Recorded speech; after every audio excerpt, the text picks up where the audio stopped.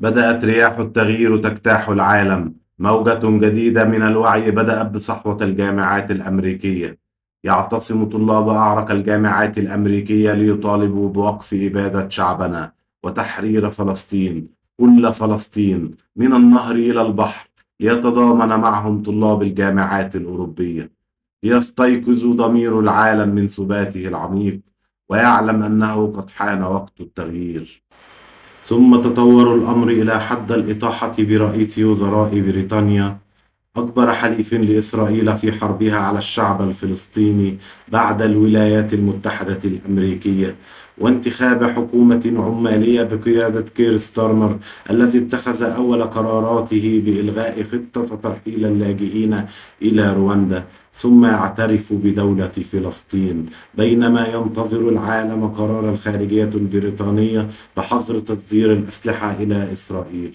ثم امتدت رياح التغيير إلى الشواطئ الأوروبية لتعصف بحكومة اليمين المتطرف، بل وحكومة الوسط بقيادة الرئيس الفرنسي ماكرون. أصوات عقابية لليمين المتطرف رافضة للسياسة العنصرية التي تتناقض مع قيم الجمهورية الفرنسية. جان لوك ميلانشون، أبرز المرشحين لرئاسة الوزراء في فرنسا، الملقب بتشافز فرنسا أو الخطيب المفوه، الرافض لحرب غزة، الذي دائما يتهم بمعاداة السامية، يريد إدماج المهاجرين في المجتمع الفرنسي ويطالب بالانسحاب من حلف الناتو. هكذا كان أول تصريح له بعد فوز تحالفه بالانتخابات على رئيس الوزراء المغادرة وتحالف اليسار يجب أن يحكم. والآن ها هو جو بايدن، رئيس أكبر دولة في العالم، يسقط في فخ تلك الحرب وينسحب من المشهد الانتخابي. والسؤال الآن: هل تستطيع موجة الوعي الجديدة أن تغير العالم بحق؟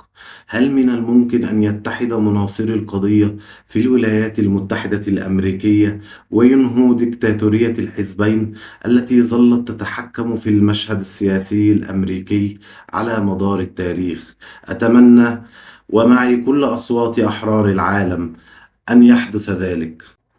أتمنى ومعي كل أصوات أحرار العالم أن تمتد رياح التغيير إلى كل مفاصل الحكم في أمريكا، الكونغرس والبيت الأبيض، بل والمنظومة الأمنية الفيدرالية والعدلية والجيش الأمريكي والكيانات الاقتصادية العظمى التي تمول الحملات الانتخابية وتتحكم في كواليس المشهد السياسي. إن كل صوت يذهب إلى معسكر التغيير، سواء إلى حزب الخضر أو كورنيل ويست وميلين عبد الله، هو خطوة نحو التغيير الكامل لعالم أكثر عدلا ومساواة، لا يميز بين إنسان وإنسان على حسب لونه أو عرقه أو ديانته.